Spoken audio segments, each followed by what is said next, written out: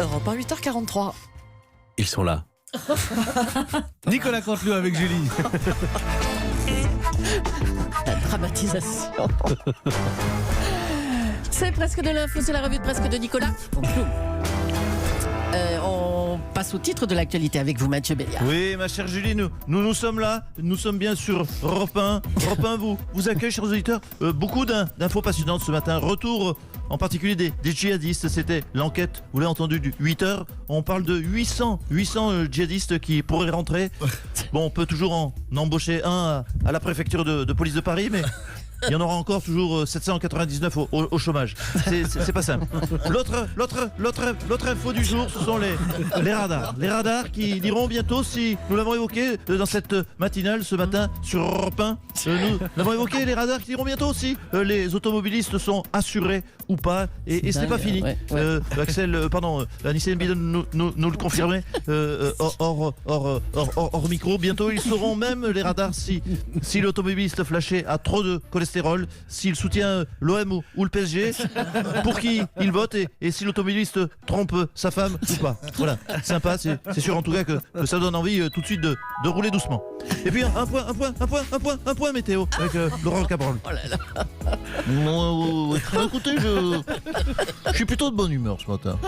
Bonne humeur, pas pour la météo, hein, elle est dégueulasse, hein, mais parce que je connais le mot du jour. Hein, c'est dithyrambique. Hein. Vous savez, moi, mes camarades de la rédaction le savent, tout ce qui rime avec alambic, ça me parle. Alors, je vous invite à lire l'excellent livre de Guillaume Séché. Hein, son nom est facile à retenir, hein, quand t'as pris la flotte toute l'année, faut te faire sécher. Hein, en parlant de séchage, je rebondis sur la très, très belle chronique d'Axel de Tarlet qui parlait de la chute de Conforama par rapport à Ikea. Oui, j'écoute l'antenne. Hein. Je partage cette analyse macroéconomique. Moi, j'ai une explication. Hein, tout à fait la même qu'Axel. Hein, c'est que par rapport à Ikea, souvent Conforama, c'est moche. Oh non. Voilà. Donc, je sais pas s'ils sont annonceurs chez nous. Plus maintenant. Hein. Et puis, j'étais sensible à Bruno Le Maire, hein, chez Sonia Mabrouk, qui disait qu'il allait augmenter certainement le prix des bouteilles de vin de 50 centimes à 1 euro sur le moyen de gamme. Alors, moi, ça me concerne pas, parce que moi, je suis grand cru ou piquette. Hein, je suis jamais dans le moyen de gamme. Voilà. Puis, j'achète surtout en France, pas aux États-Unis. Bon, c'est bon, Laurent Cabrol, allez. Mon avion ne va pas jusqu'aux États-Unis. Non, mais il n'y a pas que vous ce matin. Allez, oui, pardon, excusez-moi, j'ai tendance à dithyrambique sur ma personne, donc je m'étale un peu. Hier, la loi autorisant la PMA pour toutes a été votée. Ces détracteurs fustigent l'absence du père. Effectivement, Papa, t'es où? Où t'es, papa? Où t'es? Où t'es, papa? Où t'es? Philippe de Où t'es? Où t'es, papa? Où t'es? Bonjour Philippe de Villiers. Ouais, va des rétro femelles. Oh là là. Range ton salut hypocrite et ton allure amicale contrefaite, va.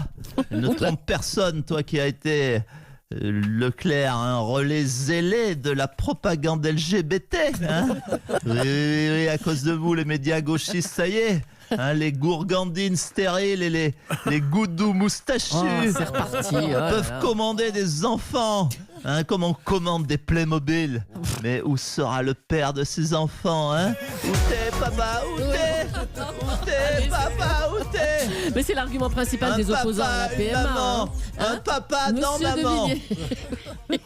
L'absence de père, hein, l'argument principal des opposants. L'impossibilité de pouvoir se définir comme étant le fils d'un homme autant que d'une femme. Enfin, l'enfant a besoin de savoir qu'il a un père. Que deviendront, regardez, monsieur Béliard, son père c'est monsieur Bourdin. Tout le monde a besoin de savoir que deviendront les hommes. Finirons-nous dans des fermes à procréation? Ce sera le prochain sujet de ma Gostini, je suppose.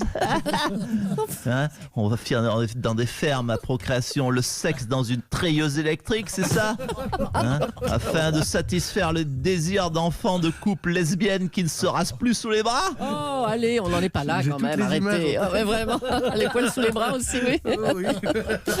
Allez. Oui, je refuse que cela finisse. Vous m'entendez? Je refuse que cela finisse comme cela. On ne me fera pas traire et on ne me fera pas taire. Oula. Le combat continue. Bon courage et merci à vous. Papa, Philippe Devilliers, qui chante Stromae, c'est bien. Allez, Emmanuel Macron recevait hier Angela Merkel. Bonjour, Madame Merkel. Bonjour. Alors, vous avez évoqué avec Emmanuel Macron la question des sanctions économiques infligées par Donald Trump qui a augmenté les taxes sur les produits européens. Ça fait des soirées sympas et de parler de taxation financière et de droits de douane américains avec Bruno Le Maire et Gérald Darmanin. Pardon, Madame Merkel, excusez-moi. J'ai mon badge européen, j'ai pu rentrer. Nicolas Barret de la rédaction des Échos. Je travaille ici et quand j'ai su que vous veniez, j'ai pas pu résister. Vous le connaissez? Ah d'accord. Comme il est mignon. Petit lutin à lunettes, c'est comme ça qu'on dit. Vous avez entendu, Julie? Oui, Elle me trouve mignon. Bah oui, elle a raison. Madame Merkel, vous êtes pour moi la plus belle femme du monde. Regardez, je vous ai fait un collage avec des pages saumon du Figaro qui représente une courbe du CAC 40 qui s'envole, regardez, qui s'envole pendant un matin de printemps. Madame Merkel, lors de votre rencontre avec les dirigeants, j'ai une question avec les dirigeants français. Est-ce que vous avez mis au point une stratégie économique pour défendre les produits européens? Eh bien, pour te répondre, il est flatteur avec tous ces compliments. Alors, pour te répondre, cher Nicolas Paré, c'est ça, Nicolas? Oui. J'ai demandé en fait au secrétaire du Trésor américain d'infléchir de 4,16% les taux indexatoires des biens et produits manufacturés selon la réglementation B64 du code de la consommation de l'OMC et qui c'est bon quand vous parlez. Je me noie dans vos yeux. Je suis tout chose, Angela. Mais enfin, jeune homme. Mais enfin, Julie, Madame Julie, calmez-le. Pourquoi non. Et pourquoi il se frotte à ma jambe comme ça? Non, mais arrêtez. Petit monsieur, stop. Pardon, Angela, c'est juste que vous me rappelez Moulcol. Oui, eh bien, on se calme. Oh là, Madame Julie, quelle fougue de joie vous avez dans votre équipe. J'aimerais bien que votre président me regarde comme ça. Ah, voilà, c'est pas gagné du côté de Macron. Merci, Madame Merkel. On va en rester là pour ce sketch-là, hein, je crois. Allez, ça suffit, c'est bon. On va les laisser. Direction Marseille maintenant, où 4 détenus se sont évadés lors d'un transfert entre le tribunal et la prison des Baumettes. On est en ligne avec le maire, Jean-Claude Gaudin. Un de ces détenus, d'ailleurs, s'est déjà rendu de lui-même. Une réaction, monsieur Gaudin? Oui, vous m'entendez? Oui, très bien. Ah oui, bonjour. Le duplex est bon, la technique d'Europe 1 reprend de couleurs. Bonjour à la brigade de la matinale, bonjour à monsieur Béliard.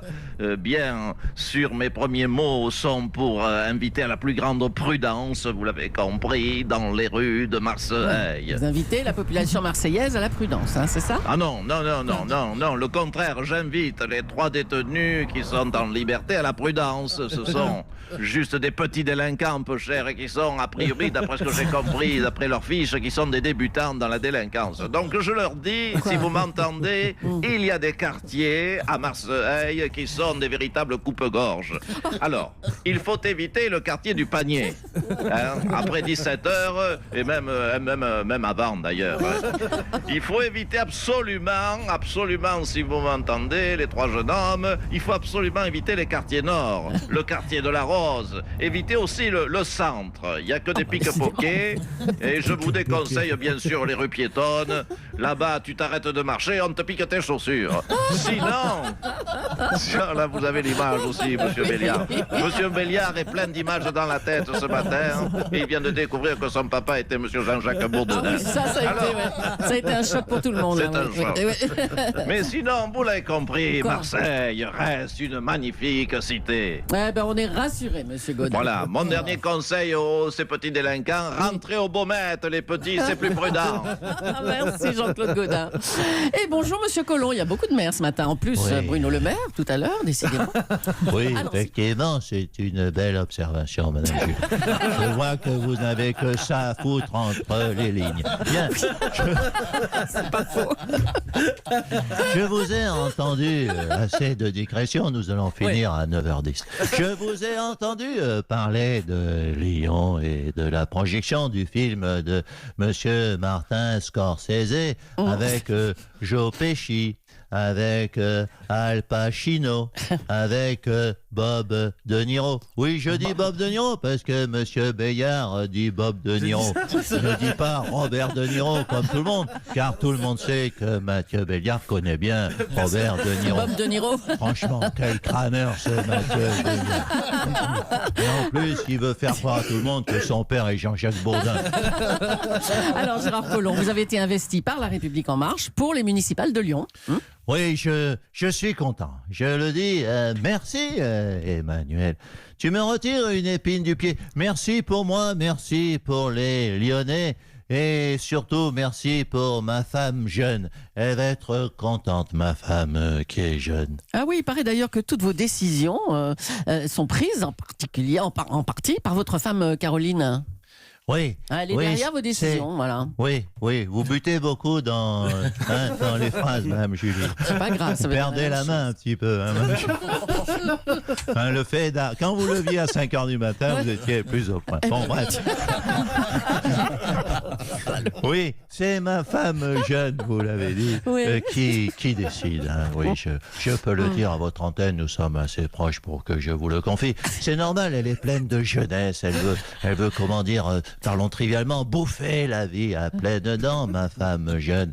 Si ça ne tenait qu'à moi, j'arrêterais, vous savez, je me trouverais une petite maison du côté de Royan ou de la Bourboule, face à la mer, et puis je m'assoirais sur un banc pour donner à manger aux pigeons. Ah oui. Oui, ça pour moi, ce serait le rêve. Ah bon. Puis le soir, je regarderais N'oubliez pas les paroles avec Nagui, puis ensuite une petite sous-soupe et puis dodo. Non, ça, ce serait une vie rêvée. Mais ma femme, que voulez-vous, est jeune. Elle veut que ça bouge, elle veut que je sois mère pour sortir le soir, elle veut que ça brille. D'ailleurs, ça ferait plaisir à ma femme jeune si je faisais chroniqueur chez Cyril Hanouna. Vous n'avez pas son numéro de téléphone? On va vous le trouver, monsieur Collomb. Merci beaucoup. Et là encore, j'ai les images. Imaginez Décidément. Gérard Collomb sur le plateau de Cyril Hanouna, pourquoi pas. Merci beaucoup Nicolas Canteloup, merci à ses auteurs Philippe Cavrivière, Laurent Vassilian, Arnaud Demange. Vous retrouvez la revue de presse sur europe1.fr.